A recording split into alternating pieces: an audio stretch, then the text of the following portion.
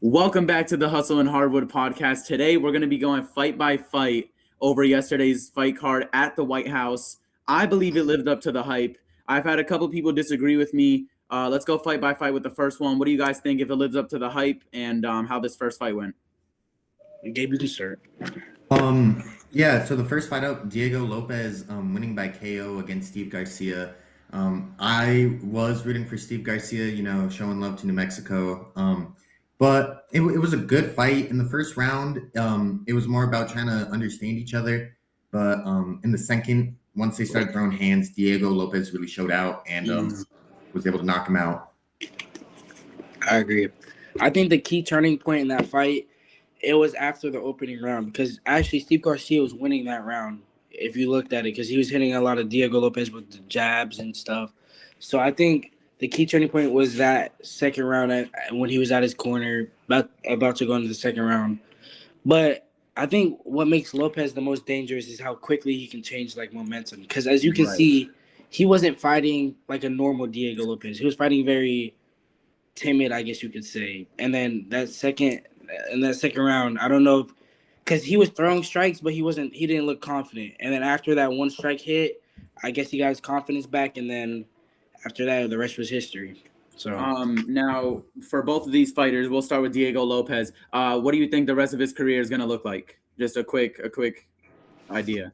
I think he fights I don't know how to say his name, Ill-Evolve. I think he fights him for the number one contender fight to fight Volkanovski. He's already lost to Volkanovski 2 times, so I don't know how that. But I think he fights either Arnold Allen or Ill-Evolve. Okay. Yeah. I'd have to agree. For Diego Lopez, I can only imagine now he wants to just go after that number one contender spot. And because he's currently ranked number 2. So, that'd be next up for him. As for Steve Garcia, I mean, just got to pick yourself up after a loss like this and move on to the next one, trying to build yourself back up. Yeah. Now, do you guys think that this fight lived up to the hype or? Oh, no? For sure. All right. Next up, we had Bo Nickel versus Kyle DeCow. How do you pronounce that? I think DeCows. DeCows. Yeah. All right. Do you guys think it lives up to the hype, and how do you guys think the fight went? Gabe, you can start. So Bo Nickel, we saw a lot of TKOs and KOs throughout the entire card. This one, though, what stood out to me, Bo Nickel had control of so much of this matchup. It was a matter of who had control, and Bo showed out the most. Mm-hmm. No doubt. Giovanni? Yeah, I think this match was a wrestling classic. Not classic, but I think it was a technical match instead of more striking, stand and bang. I think the first round they were fighting for a position more than anything. As you can see, Nickel's wrestling background, he did control most of the time on their mat in the first round. But I think if he becomes a better striker, I think he needs to work on his striking a little bit more, because his striking was okay, but it wasn't to the point where if he's fighting an actual striker, he can't stand and bang with them, because they're both wrestlers. So I mean, it's just who's a better striker out of them. Right. So. Do you guys think the fight lives up to the hype? Oh, for sure. Oh yeah. Our next fight, we did have an upset, right? Mauricio Ruffy. Mm-hmm. Yeah, I mean, he was Michael Chandler in a TKO. This was round 1. This was very early. I mean, I don't think it was a upset, really. No, I think it was a different match. Mauricio Ruffy had he was the biggest favorite on the entire card to win. Yeah. Oh, okay, all right. Yeah. I just know Michael Chandler as a big name. Yeah, I mean, he's very popular. I think that's why. This was a knockout in 31 seconds? No. No. I don't remember how long it was. I think it was 30 seconds left in the match. Yeah, 30 seconds remaining. Okay. So I'm just reading off of ESPN. That makes sense. What do you guys think about the rest of their careers? Good. For me, I'll just say, I mean, this victory, I don't really know how much to take away from it. Ruffy, he looked great in this fight, but it wasn't really much to showcase of him, because it just seemed like Michael Chandler looked rough out there.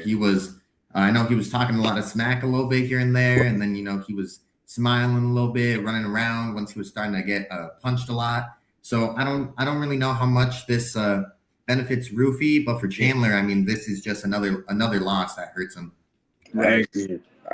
I think Ruffy, I think he needs a real contending fight because he looks like on the striking level, he looks very confident in what he throws. But again, it's Michael Chandler. He can take a hit as well as that, but Michael Chandler's not a striker. We all know that. We've seen him strike. He can't strike as well as these guys. I think for a striker, I think he needs to probably face Dan Hooker in a five round fight at Fight Night, or maybe BSD. I think that would be a good fight for him. But for right now, I think he needs to face a striker before he gets up in the rankings. But for Michael Chandler, he's lost so many fights. I think he's like 2-7 in UFC right now. It's He has Yeah. 11 losses as an MMA career. Yeah. Nah, I mean, still 23 wins is still phenomenal. It's amazing. That But loss hurt him.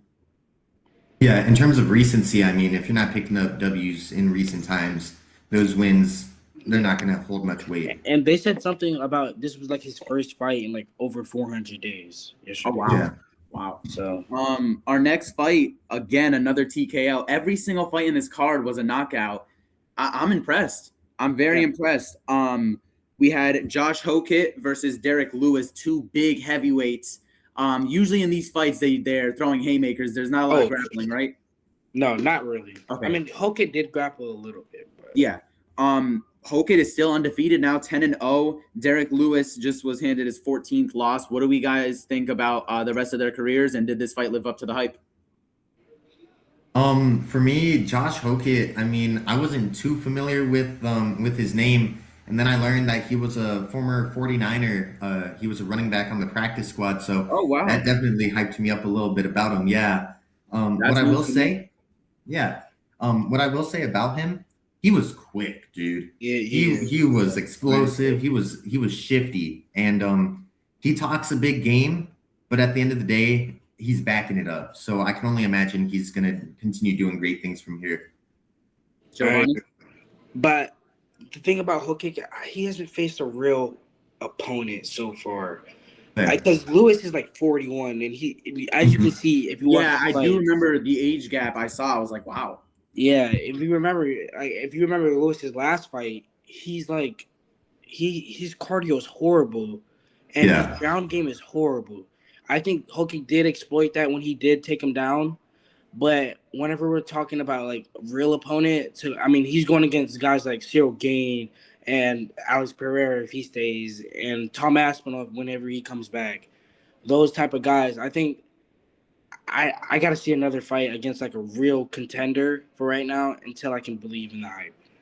All right. What do we think about the rest of their careers? Go ahead, Gabe. For Derek Lewis, I mean, like you mentioned, age definitely showed in this fight. I don't see. I mean, at the end of the day, it's his decision on how much longer he wants to go. But I can only imagine, he's going to slow down from here. In terms of Josh Hokit, as Giovanni mentioned, I mean, you can only go up from here. You want right. real competition. So I'm assuming he'll call out more people. He talks a big game, so I'm sure he'll shoot his shot at another fighter. Absolutely. Giovanni?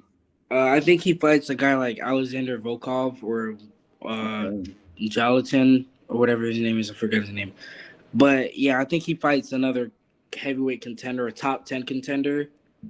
But yeah, Derek Lewis, I think the question is retirement for right now, or if he wants to be that friendly, like that fan favorite that just fights to fight like King Green or like what's his name? Yeah, King Green. So yeah, I think the question is retirement for Derek Lewis. Now on to the next fight. This one was fun to watch. We had Sean O'Malley versus Ayman Zahibi. But before we get to that, did the fight Josh Hokit versus Derek Lewis, did it live up to the hype? Absolutely. Yeah. Okay. Sean O'Malley, Ayman Zahibi. What do we think about this fight, rest of their careers, and did it live up to the hype? I think it lived up to the hype. It was definitely a good fight. Sean O'Malley, I mean, he had been saying it to the media since the beginning. He called his shot. He said he was going to win this fight by a knockout, and he got exactly that. I was right, yeah. Yeah, I think this was a classic Sean O'Malley performance, especially him using his reach with that jab not flying too stiff, but fighting very Right. loose, how he normally fights. I think that's a good fight for him.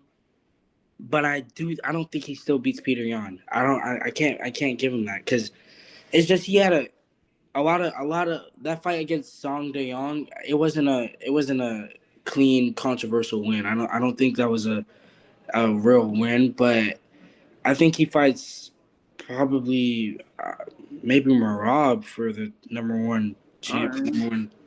contender. Where is he right now after this win? I think he was 3, Okay. so he's probably going to like 2, maybe. Yeah, he's up there.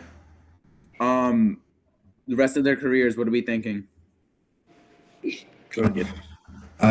Sean's gonna continue being Sean. I mean, Right. he's on a roll. He's gonna continue talking his game. He's gonna continue. I don't know how to pronounce his last name. Peter Yan, right? Yeah. He's gonna keep calling at him out until he gets that match. Until then, we'll just have to see. In terms of Zahabi, he was undefeated going into this, but now he is defeated. So definitely just a reality check for him. Yeah, for sure. Real quick, Egypt just scored a goal. Just saying. All right, back to the thing. So yeah, very good fight. On to the next one. Oh my goodness, this game, unbelievable. Alex Pereira, the Brazilian, faced off against a Frenchman, Cyril Gane. I was watching this fight, and it was really good to begin with. I was like, all right, we're getting some hits. This is gonna go the distance. And then Alex Pereira got hit. Yeah, I don't know what happened, and Cyril Gane just took over. he did. Gabe, we'll start with you. What happened? I think it just again it comes down to control and it comes down to pressure. From what I got from this fight was early on, Gane wanted to allow no space for Pereira. He was not allowing him to read the match at all, and it benefited him in the long run. Right. Giovanni, what do we think about this fight? I think Gane's the most complete fighter in the heavyweight division. I mean, Right you've now seen or it. all time? No, right now. Where would you Just put him right. all time? As a Probably complete fighter. top 7 for sure. All right. I don't mind that. He's very. I haven't seen him fight on the ground, but his striking, he's one of the best strikers in the No doubt. as you can see. Oh, go ahead. I think it was. I don't know, because Pereira didn't look like Pereira.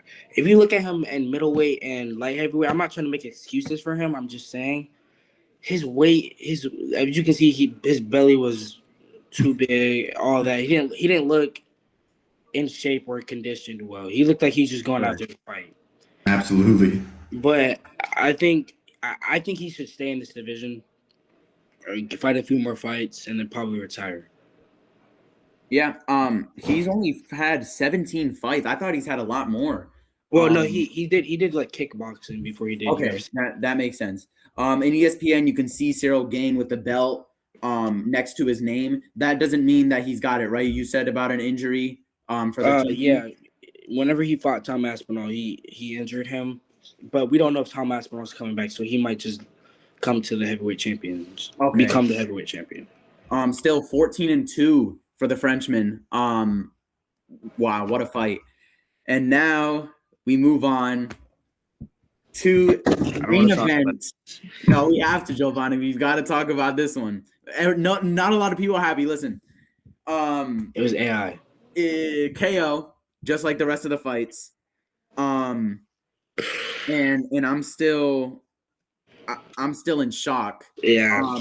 I believe that if it went the distance, this could have been the fight of the year. I think it still is in contention for fight of the year, even though it didn't go the distance.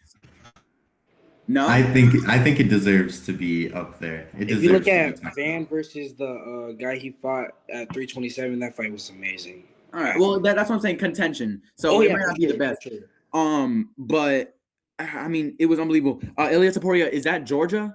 Yeah, he's from Germany. He was born in Germany, but can you hear me? Yeah. He was born in Germany. He's Georgian, and then he moved to Spain, and then he moved back to Germany. So. Okay. So, and then he played Justin Gaethje. So I'll start. I haven't really said much about the other fights. Yeah.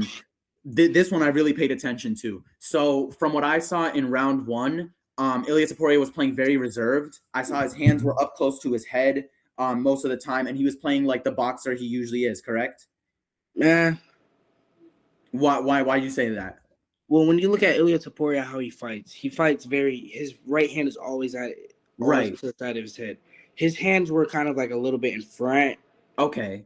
but I don't think. Yeah, I mean, I agree with what you were saying, but I think the hand position matters a lot, though. Okay. And then that last minute of the first round, they started really going at it. That was very exciting to watch. Who would you give that first round to? Gaethje. I'd I say. think it was a very close round. It was a very close round at the end, but I think Gaethje controlled most of the round, so I think he Okay. deserved that. See, at first I had thought Ilia Topuria, and then when I looked back at it, I was like, I think Gaethje took this one. Second round, Ilia took it. No Oh yeah, doubt. for sure. Okay. Oh yeah. Oh yeah. That when that round happened, I was like, wow, he was playing perfect grappling. I thought he was coming back. I thought he was gonna close it out. Yes, I thought he was gonna close I it. was like, all right, I guess Joe was right because you Those said body you shots. said round 2 KO. Submission KO. I mean, it's still he won the Yeah. fight in the second round. So I was like, wow, Joe was actually right. And then Justin Gaethje survived 30 seconds being held like that. I was like, wow, this fight's good. Third round, Justin Gaethje came with everything. Ilia's face was beat up. We saw some bone protrusion. His eye was all messed up. Giovanni, tell us first, what on earth happened there? Like I said about the hand position, as you can see, his left eye was very swollen, but his hand position, it just wasn't straight. Right. A lot of this is Gaethje did the exact thing. I think he trained very well for this fight. He was fighting because Ilia Topuria, he fights very distant, like he keeps you at a certain distance and he pounds you until until he picks a shot. But Gaethje was moving around a lot. I think he was dictating that range very well. I think he was catching him with jabs as he should. Those jabs add up. I mean, even though they're like quick pops, but they were Right. adding up.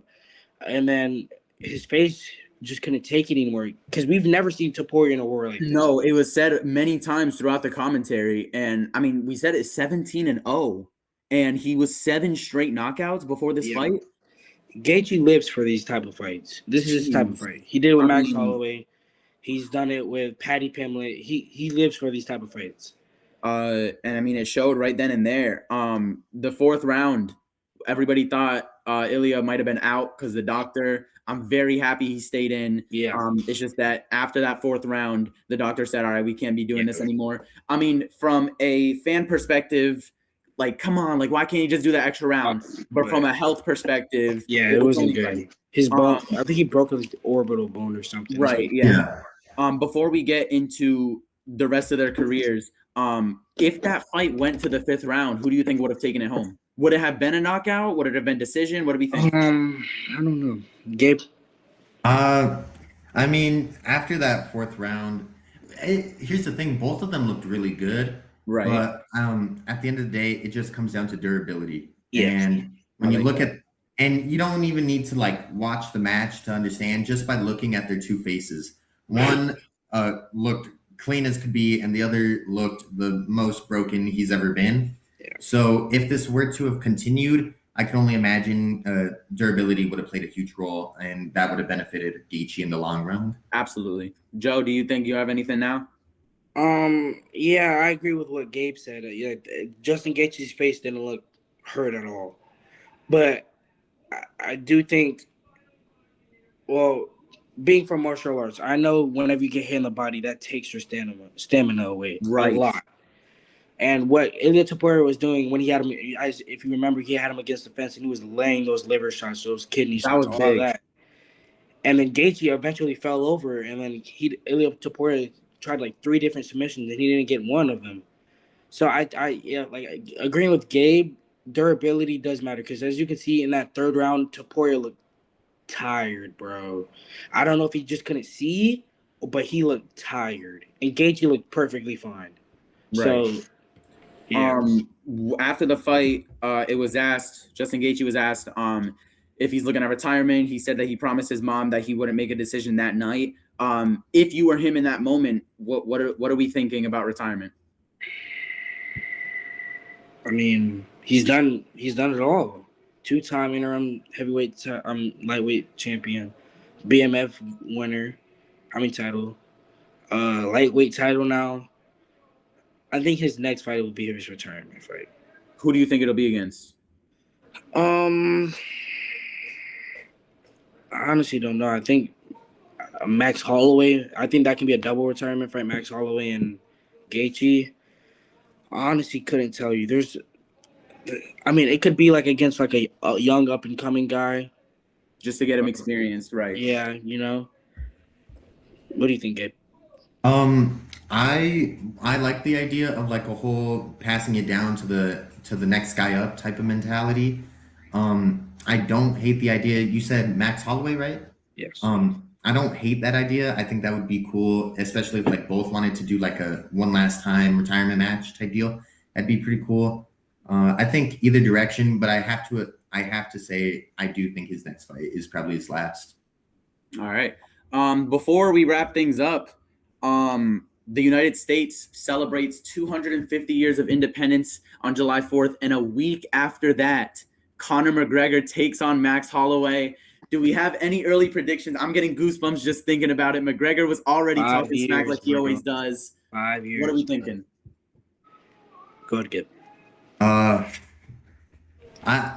This is tough. I love McGregor. I love rooting for him, and I'm excited to see him back. But how long has it been? It has been what, 5 years? More than a couple years, I believe. 5 years. Yeah. Wow, yeah.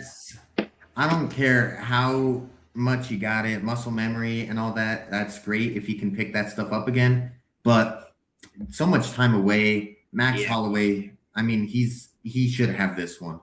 Joe? I love, like as Gabe said, I love McGregor. I love him. He's one of my favorite fighters ever. But the thing about it is he hasn't fought in 5 years. He broke his leg, horrible injuries, leg was snapped. Yes, I remember Substance abuse, all of that. He has gotten his life together. As you can see, he's gotten his life together, and I'm happy for that. But I don't know. I think 38 now. Even though Max Holloway is also a lot older, but Max Holloway, he's been fighting throughout the time that Conor McGregor. Right, he hasn't slowed down really, yeah. So I don't know. I got Max Holloway personally, but I'm rooting for McGregor. Yeah, I think McGregor is definitely entertaining to watch. But as you guys said, when you're away from something for so long, you can still do it, but it's not going to be as it was when you were at your best. Yeah. Regardless, I'm excited for the fight. July 11th. Can't wait for it. And that'll be all. We went through every single fight of yesterday's card.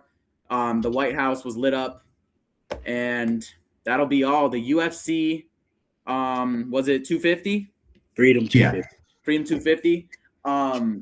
What a card. Do we think the whole thing, you think altogether it lived up to the hype?